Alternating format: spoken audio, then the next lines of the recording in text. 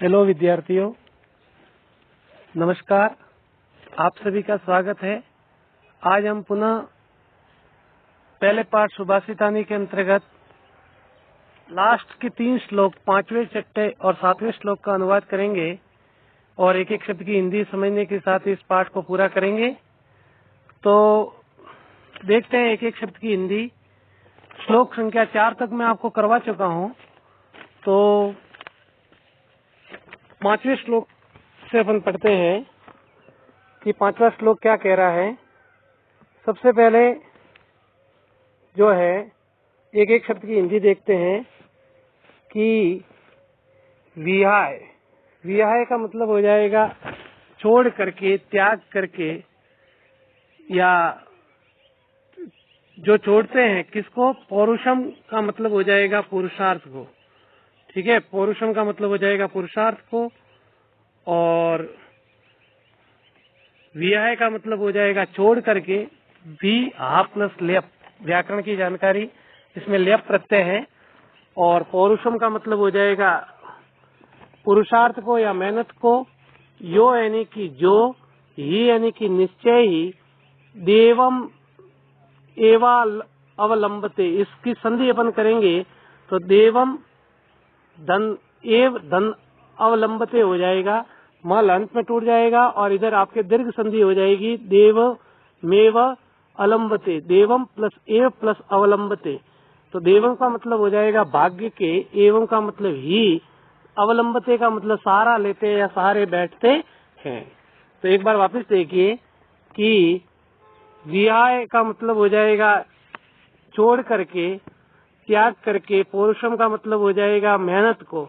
यो यानी कि जो, ही यानी कि निश्चय ही, देवम यानी कि भाग्य के, एव का मतलब ही, अवलंबते यानी कि सहारा लेते हैं।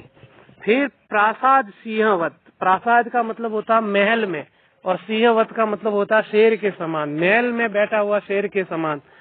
घर में, महल में या सदन में भी बोल सकते हो। तो महल में, महल का सिंह मतलब एक तो जो वास्तविक शेर होता है जिससे पास जाने से सब डरते हैं, और एक मूर्ति के समान जो घर में लोग बिठा कर रखते हैं जो देखने के लिए, दिखावे के लिए, वो मूर्ति वाला शेर यहाँ पर कहा गया है कि महल में रखा हुए शेर के समान। तस्य यानी कि उसके, मूर्धनि यानी कि सिर पर, तिष्ठन्ति यानी कि बैठते हैं, वायसा यानी कि कौवे। यहाँ पर वायसा जो है ये बहुवचन हो जाएगा, और तिष्ठन्ति यहाँ पर क्रिया बहुवचन की हो जाएगी, क्योंकि वायसा यहाँ पर कर्ता बहुवचन का और क्रिया बहुवचन की। तो यहाँ पर 5वें श्लोक के अंतर्गत देखो, मैं थोड़ा भावार्थ बता देता हूँ ताकि आपको श्लोक समझ में आ जाए कि इसका भावार्थ जो है वो क्या बैठेगा, क्या रहेगा भावार्थ इसका। कि भावार्थ इसके अंतर्गत ये बैठ रहा है कि यहाँ पर मेहनत की बात बताई गई है कि जो व्यक्ति मेहनत नहीं करता है, पुरुषार्थ नहीं करता है, वो केवल भाग्य के सहारे बैठता है कि बस मेरे तो जो भी किस्मत में लिखा होगा वही होगा। तो उसका जो है क्या कहते हैं, कोई कर नहीं पाता अपने जीवन के अंतर्गत। और उसका उदाहरण, एक तुलना की गई है किसके समान, उस मूर्ति रूपी शेर के समान। जो महल में मूर्ति रूपी जो शेर जो बैठा रहता है, या मूर्ति जो लगी हुई होती है महलों पे, मंदिरों पे, ऊपर शेर की, उसके ऊपर जो है कौवे बैठे रहते हैं और वहां पर उसको चोंच मारते हैं। और वास्तविक शेर के सामने कौवा तो क्या, कोई भी व्यक्ति, बड़े से बड़ा जंगली हाथी भी नहीं जा सकता है, और उस मूर्ति रूपी शेर पर कोई भी छोटा सा पक्षी भी उसको चोंच मार सकता है, उसको नुकसान पहुंचा सकता है। तो यहाँ पर बात बताइए कि हमको मूर्ति रूपी शेर नहीं बनना है, वास्तविक जो है मेहनत करने वाला या पुरुषार्थ करने वाला व्यक्ति मेरे को बनना है, ताकि हम मूर्ति रूपी शेर न बने रहें और कोई कौवा अपने ऊपर आकर न बैठे। तो यहाँ पर ये बात बताई गई है कि जो व्यक्ति अपने भाग्य के सहारे, भाग्य का ही सहारा लेता है, भाग्य के ऊपर ही बैठा रहता है, और वो व्यक्ति महल के ऊपर रखी हुई मूर्ति के समान उसके ऊपर कौवे आकर बैठते हैं। यहाँ पर ये भावार्थ ऐसा इसका बताया गया। तो एक बार देखो, मैं एक बार वापस आपको एक एक शब्द की हिंदी बता देता हूँ। व्याय का मतलब हो जाएगा छोड़ करके, त्याग करके। पौरुषम का मतलब हो जाएगा पुरुषार्थ को या मेहनत को। यो है कि जो ही यानी कि निश्चय ही, देवम यानी कि भाग्य का, अवलंबते यानी कि सहारा लेते हैं, प्रासाद व तस्य यानी कि उस महल में रखे हुए शेर के समान उसके ऊपर जो है मूर्धनी यानी कि सिर के ऊपर, वायसा यानी कि कौवे, तिष्ठन्ति यानी कि बैठते हैं। तो यहाँ पर अब ये श्लोक पूरा हो जाता है, 5वां श्लोक आपके। इस श्लोक को जो आपके हिंदी अनुवाद करने का तरीका मैं पहले प्रसंग बता चुका हूँ। 5 श्लोक तक के भाई कैसे इसका प्रसंग बैठेगा। इसका संदर्भ, इस श्लोक का संदर्भ आपको लिखना है कि प्रस्तुत पद्यांश के अंतर्गत मेहनत या पुरुषार्थ की महिमा का वर्णन किया गया है, या पुरुषार्थ करने की, मेहनत करने की जो है महिमा का वर्णन किया गया है। इस प्रकार से लिखना है संदर्भ। और इसका अनुवाद किस प्रकार से हो जाएगा कि जो व्यक्ति मेहनत को छोड़ करके, पुरुषार्थ को त्याग करके केवल भाग्य के सहारे बैठा रहता है या भाग्य का सहारा लेता है, वो महल में रखी हुई उस शेर के समान, मूर्ति के समान उसके ऊपर कौवे आकर बैठते हैं। तो ये आपके जो है श्लोक जो है हो जाएगा आपके 5वां। अब अपन आगे वाले श्लोक की बात करते हैं। 6ठे श्लोक की बात करते हैं अपन।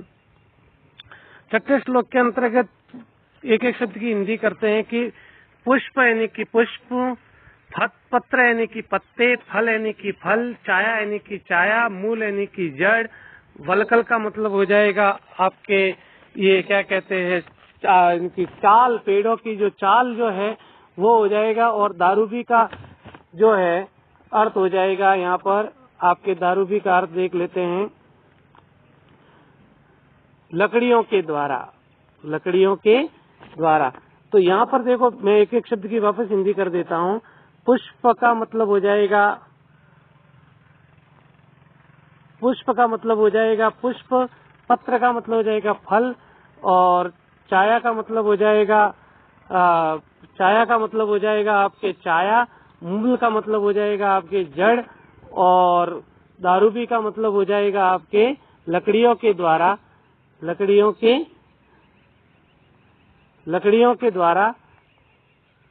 धन्य यानी कि धन्य है, महिरुआ यानी कि महान वृक्ष या महान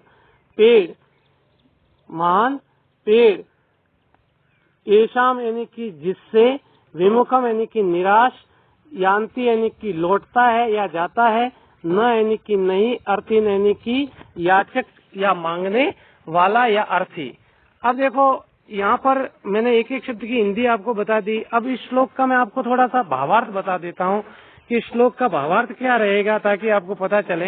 यहाँ पर देखो, परोपकार की महिमा का वर्णन किया गया है कि एक वृक्ष को लिया है, कोई पेड़ को लिया है। हम जानते ही है कि कोई भी पेड़ होता है उसका एक एक अंग जो है परोपकार रूपी व्यक्ति के काम आता है। जैसे पुष्प है, उस पेड़ का पुष्प हमारे काम आता है, पत्र, पत्ता काम आता है, फल काम आता है, ठीक है। उसके बाद में उसकी छाया, उसकी जड़, उसकी चाल, वलकल का मतलब हो जाएगा उसकी चाल, उस दारूबी का मतलब हो जाएगा लकड़ियाँ। ये सारी चीजें जो मिलकर के जो है इस पेड़ की व्यक्ति के काम आती है, या किसी भी जो है प्राणी के काम आती है। तो ऐसे पेड़, मयूरों का मतलब हो जाए क्या हो जाएगा कि ऐसे पेड़ क्या है, धन्य, येषाम यानी कि जिनसे, विमुखम यानी कि निराश होकर, यान्ति यानी कि कोई लौटता नहीं, यानी कि कोई व्यक्ति पेड़ के पास जाता है तो उसको समस्त प्रकार की वस्तुएं प्राप्त हो जाती है, उससे निराश होकर लौटता नहीं। तो यहाँ देखो, परोपकार की बात बताइए कि पेड़ का एक एक अंग हमारे काम का है। कोई व्यक्ति पुष्प लेना चाहे तो फूल ले सकता है, फल लेना चाहे तो फल प्राप्त कर सकता है, पत्ता है, जड़ है, कोई भी चाल है, उसका तना है, उसकी जड़ है, ठीक है, कोई भी लकड़ी है, कोई भी उससे प्राप्त अपन कर सकते हैं। तो यहाँ पर देखो, परोपकार की बात बताई गई है। तो एक बार वापस मैं एक एक शब्द की हिंदी बता देता हूँ आपको कि पुष्प यानी कि पुष्प, पत्र यानी कि पत्र, पत्ता, फलम यानी कि फल से, छाया यानी कि छाया से, मूल यानी कि जड़ से, वलकल यानी कि चाल से, दारूबी यानी कि लकड़ियों से, धन्य यानी कि धन्य है, मयूरुआ यानी कि ये महान पेड़, येषाम यानी कि जिनसे, विमुखम यानी कि विमुख होकर के या निराश होकर के, यान्ति यानी कि जाता है या लौटता है, न अर्थिन यानी कि न यानी कि नहीं, अर्थिन यानी कि याचक या मांगने वाला या उससे प्राप्त करने वाला। तो अब देखो मैं एक एक शब्द की हिंदी 2-3 बार बता दी। अब आपका प्रसंग आपको पता ही है, यहाँ पर संदर्भ क्या लिखेंगे कि प्रस्तुत पद्यांश के अंतर्गत, प्रस्तुत पद्यांश के अंतर्गत मेहनत या पुरुषार्थ, प्रस्तुत पद्यांश के अंतर्गत वृक्षों की विशेषता या वृक्ष की विशेषता बतलाते हुए, यानी कि यहाँ पर ये श्लोक जो है कोई नीति की बात बता रहा है। ये तो हम जानते ही है कि वे वृक्ष हमें क्या क्या देते हैं, लेकिन यहाँ पर से अपन क्या सीख सकते हैं, इससे प्रेरणा क्या मिलती है, वो संदर्भ में लिखना है कि प्रस्तुत पद्यांश में वृक्षों की विशेषता बतलाते हुए परोपकार की महिमा का वर्णन किया गया है कि व्यक्ति को परोपकार करना चाहिए। तो यहाँ पर संदर्भ में लिखेंगे कि प्रस्तुत पद्यांश के अंतर्गत वृक्षों की विशेषता, पेड़ों की विशेषता बतलाते हुए जो है परोपकार की महिमा का वर्णन किया गया है। और श्लोक में का हिंदी अनुवाद कैसे लिखेंगे कि धन्य है वो महान पेड़ जो अपने फूलों से, पत्तों से, फल से, छाया से, जड़ से और चाल से और लकड़ियों से जो है भरे हुए रहते हैं, और उनके पास जाने वाला व्यक्ति कभी भी विमुख होकर के या निराश होकर के लौटता नहीं है। तो अब हम लास्ट श्लोक पर बात कर देते हैं। लास्ट श्लोक क्या कहता है, इसका लास्ट श्लोक का हिंदी अनुवाद कर देते हैं। लास्ट श्लोक का हिंदी अनुवाद करते हैं कि चिंतनिया यानी कि चिंता करनी चाहिए। चिंतनिया में अनियर प्रत्यय लग जाएगा। 8वीं में प्रत्यय प्रकरण के अंतर्गत अगर हिंदी की अपने व्याकरण की बात करें तो प्रत्यय आपके अनियर प्रत्यय हो जाएगा। चिंतनिया यानी कि चिंता करनी चाहिए, ही यानी कि निश्चय ही या क्योंकि, विपदा यानी कि विपदा के, आदा का मतलब हो जाएगा आने पर ही, प्रतिक्रिया यानी कि प्रतिक्रिया देनी चाहिए, न यानी कि नहीं, कूप खननम यानी कि कुआं खोदना, युक्तम यानी कि ठीक, प्रदीप्त यानी कि लग जाने पर, अग्नि न वहीना यानी का मतलब हो जाएगा अग्नि या आग, गृह यानी कि घर में। तो अब देखो एक एक शब्द की हिंदी देख लेंगे, फिर इसको सेट करते हैं। चिंतनिया यानी कि चिंता करनी चाहिए, ही यानी कि निश्चय ही, विपदा यानी कि संकट के, आधा यानी कि आने पर, प्रतिक्रिया यानी कि प्रतिक्रिया, न यानी कि नहीं, कूप खननम यानी कि कुआं खोदना, युक्तम यानी कि ठीक, प्रदीप्त यानी कि लग जाने पर, बनीना यानी कि आग के, गृह यानी कि घर में। तो आपने एक एक शब्द की हिंदी देख ली। अब यहाँ पर देखो थोड़ा भावार्थ बता देता हूँ। यहाँ पर इस श्लोक के अंतर्गत ये बात बताई जा रही है या ये संदेश देना चाह रहा है कि अपने ऊपर कोई विपत्ता आने वाली है या संकट आने वाली है या कोई समस्या से हम गिर गए हैं या गिरने वाले हैं या अपने को अंदेशा है कि भाई ये समस्या हो सकती है, तो उसके लिए पहले ही अपन उसको, इसके लिए पहले से अपने को तैयारी कर लेनी चाहिए, पहले से अपने को तैयार हो जाना चाहिए। मारवाड़ी में भी कहते हैं या अपनी लोकोक्ति में भी कहते हैं कि घर में आग लगने पर कुआं खोदना, यानी कि घर में आग लगने पर तुरंत पानी की आवश्यकता रहती है।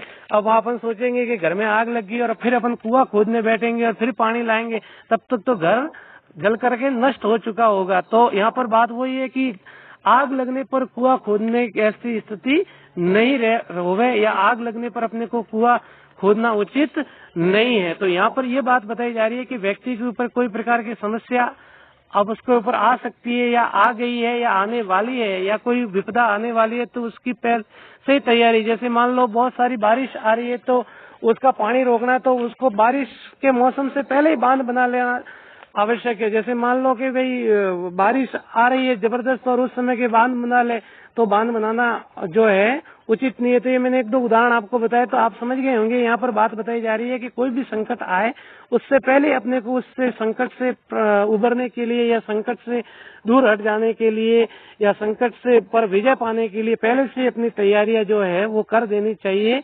घर में आग लगने पर कुआं खोदना नहीं चाहिए। तो देखो एक बार वापस इसकी एक एक शब्द की हिंदी बता देता हूँ कि चिंतनीय यानी कि चिंता करनी चाहिए, ही यानी कि निश्चय, विपदा यानी कि संकट के, आधा यानी कि आने पर, प्रतिक्रिया यानी कि प्रतिक्रिया, न यानी कि नहीं, कूप खनना यानी कि कुआं खोदना, युक्तम यानी कि ठीक है, प्रदीप्त यानी कि लग जाने पर, वनीना यानी कि अग्नि के, गृह यानी कि घर में।